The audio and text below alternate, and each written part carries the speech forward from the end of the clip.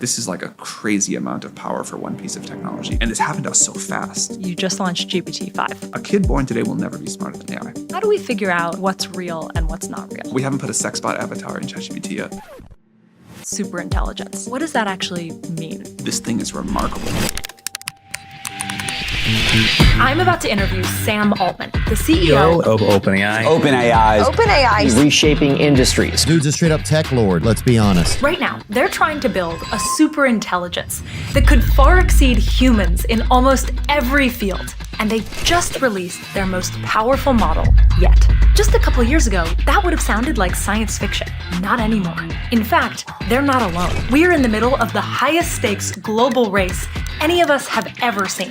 Hundreds of billions of dollars and an unbelievable amount of human work. This is a profound moment. Most people never live through a technological shift like this, and it's happening all around you and me right now. So, in this episode, I want to try to time travel with Sam Altman into the future that he's trying to build, to see what it looks like, so that you and I can really understand what's coming. Welcome to Huge Conversations.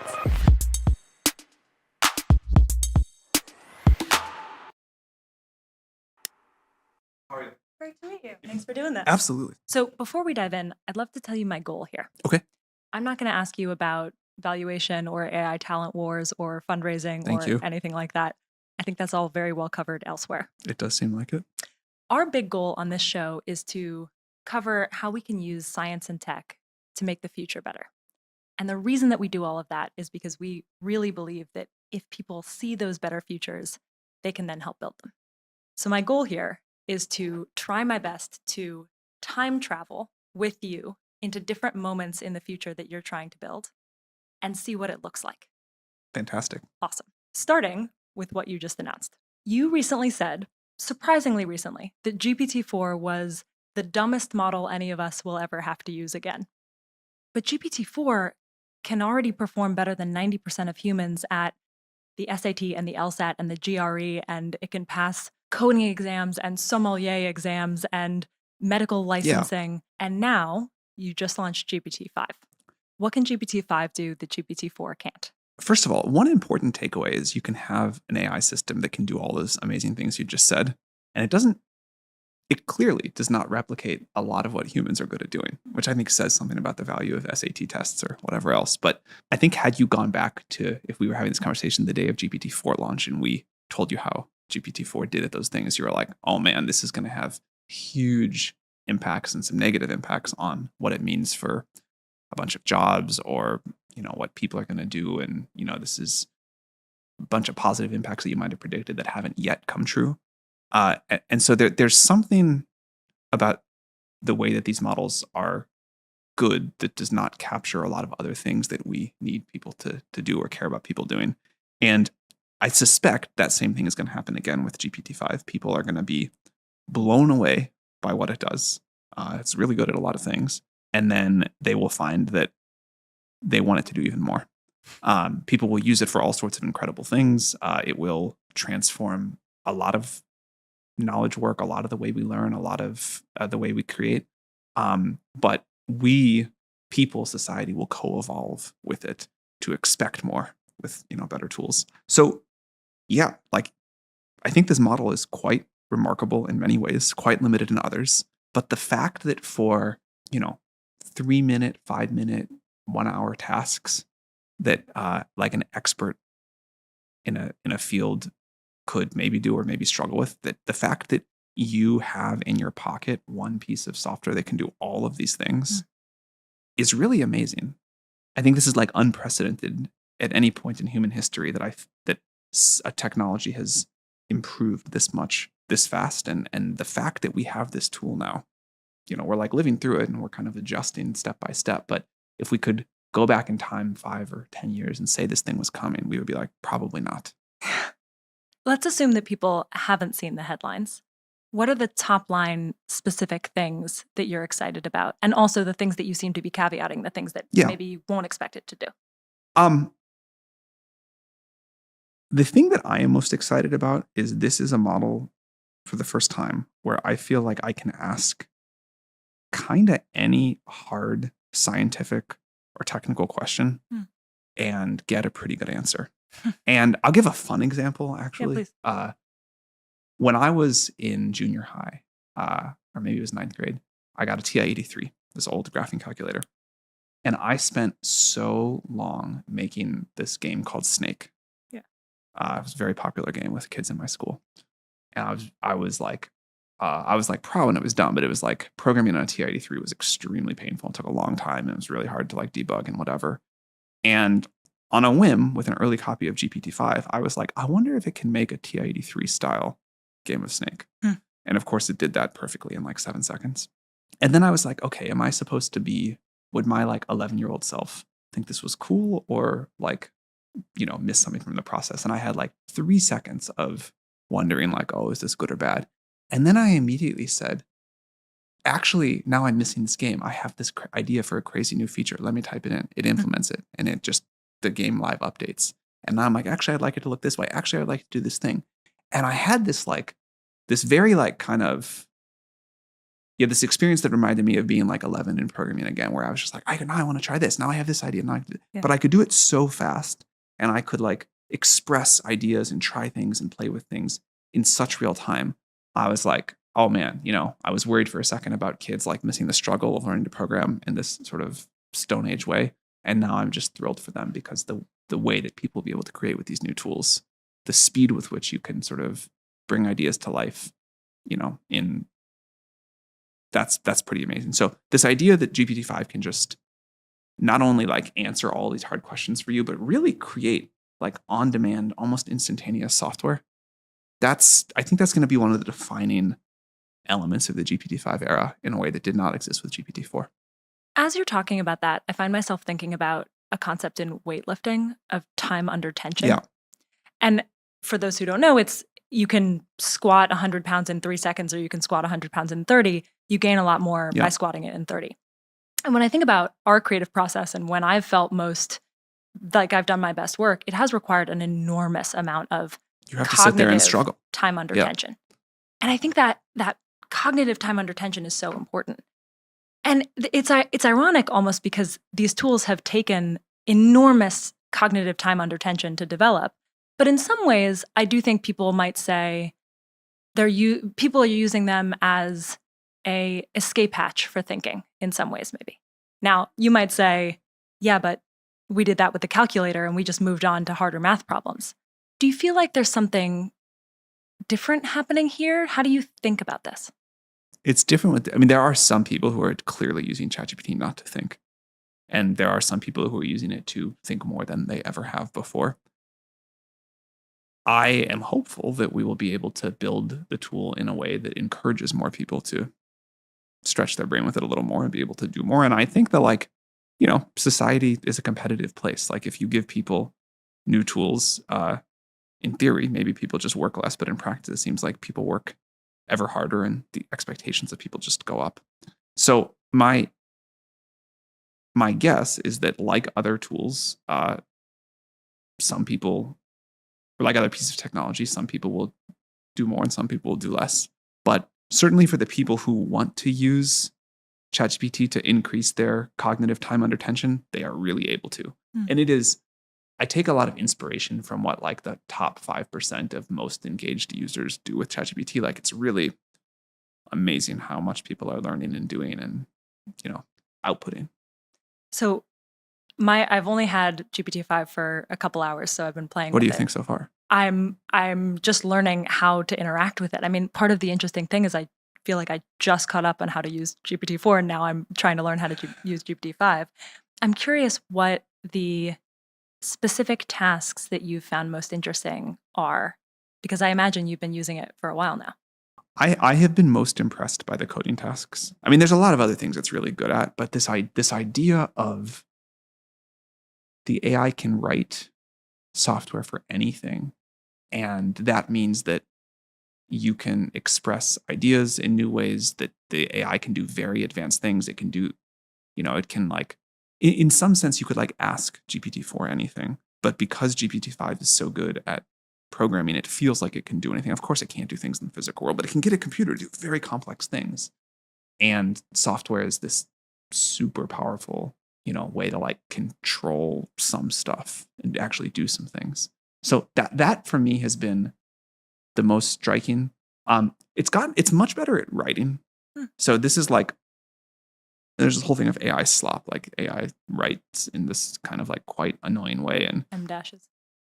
we still have the M dashes in GPT-5. A lot of people like the M dashes, but the writing quality of GPT-5 is gotten much better.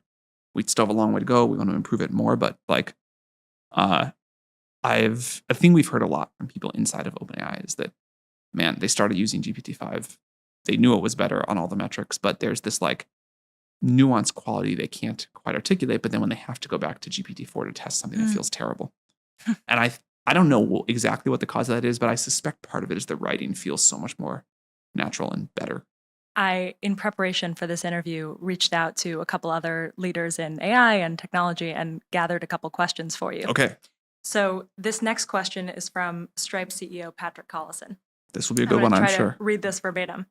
It's about the next stage, what comes after GPT-5. In which year do you think a large language model will make a significant scientific discovery? And what's missing such that it hasn't happened yet? He caveated here that we should leave math and special case models like AlphaFold aside. He's specifically asking about fully general purpose models like the GPT series. I would say most people will agree that happens at some point over the next 2 years, but the definition of significant matters a lot. And so some people's significant might happen, in early 25. Some people might maybe not until late 2026. Sorry, early 2026. Maybe some people not until late 2027. But I would bet that by late 27, most people agree that there has been an AI-driven significant new discovery. And the thing that I think is missing is just the kind of cognitive power of these models. A framework that one of the researchers said to me that I really liked is, a year ago, we could do well on like a basic high school math competition, problems that might take a professional mathematician seconds to a few minutes. We very recently got an IMO gold medal. That is a crazy, difficult, Could you explain what that means? That's for kind people? of like the hardest competition math test. This is something that like the very, very top slice of the world, many, many professional mathematicians wouldn't solve a single problem. And we scored at the top level. Now there are some humans that got an even higher score in the gold medal range, but we this is a crazy accomplishment. And each of these problems, it's like 6 problems over 9 hours. So 1.5 hours per problem for a great mathematician. So we've gone from a few seconds to a few minutes to 1.5 hours. Maybe to prove a significant new mathematical theorem is like 1,000 hours of work for a top person in the world. So we've got to go from, another significant gain. But if you look at our trajectory, you can say like, okay, we're getting to that. We have a path to get to that time horizon. We just need to keep scaling the models. The long-term future that you've described is superintelligence. What does that actually mean? And how will we know when we've hit it? If we had a system that could do better AI research than, say, the whole OpenAI research team. Like if we said, okay, the best way we can use our GPUs is to let this AI decide what experiments we should run.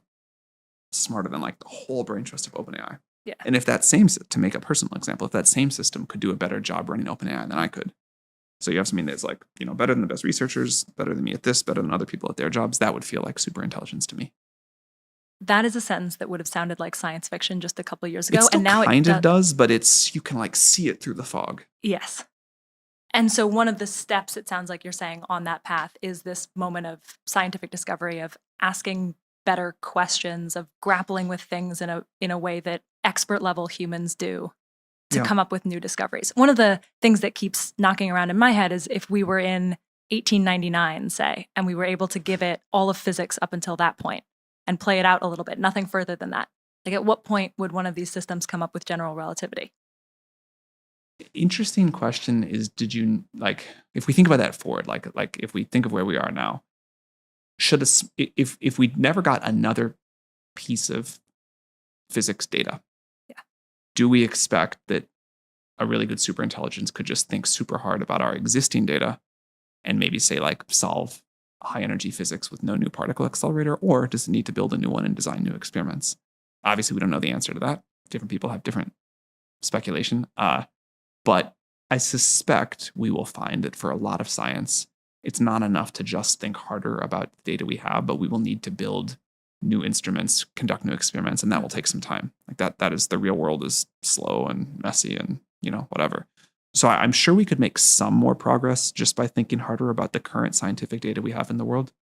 But my guess is to make the big progress, we'll also need to build new machines and run new experiments, and there will be some slowdown built into that. Another way of thinking about this is AI systems now are just incredibly good at answering almost any question.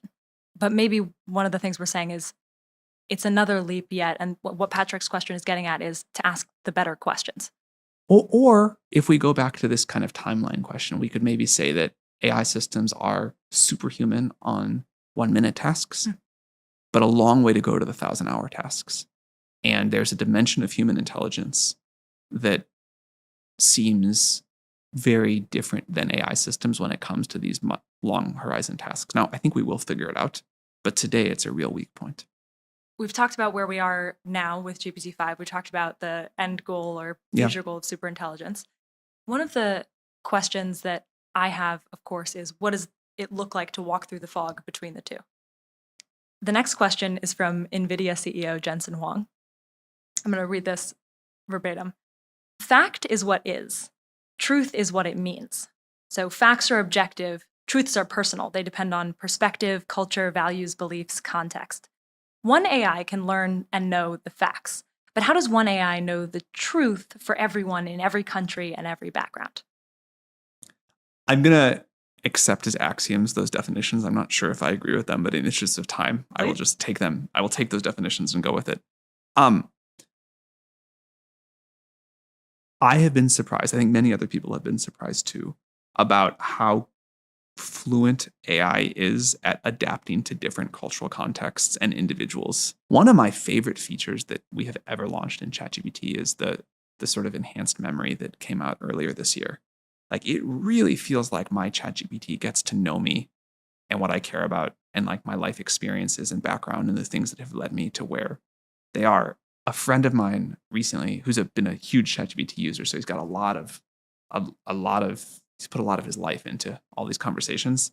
He gave his ChatGPT a bunch of personality tests and asked them to answer as if they were him, and it got the same score as he actually got, even though he'd never really talked about his personality. And my ChatGPT has really learned over the years of me talking to it about my culture, my values, my life, and I have used. I sometimes will use it in like, I'll use like a free account just to see what it's like without any of my history. And it feels really, really different. So yeah, I think we've all been surprised on the upside of how good AI is at learning this and adapting. And so do you envision in many different parts of the world, people using different AIs with different sort of cultural norms and contexts? Is that what we're saying?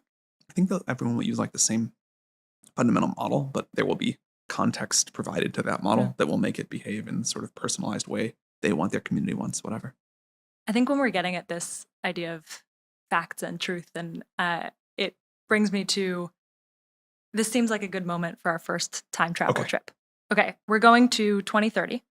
This is a serious question, but I want to ask it with a lighthearted example. Have you seen the bunnies that are jumping on the trampoline? Yes. So for those who haven't seen it, maybe, it looks like backyard footage of bunnies enjoying jumping on a trampoline. And this has gone incredibly viral recently. There's a human-made song about it. It's a whole thing. There were bunnies that were jumping on a trampoline.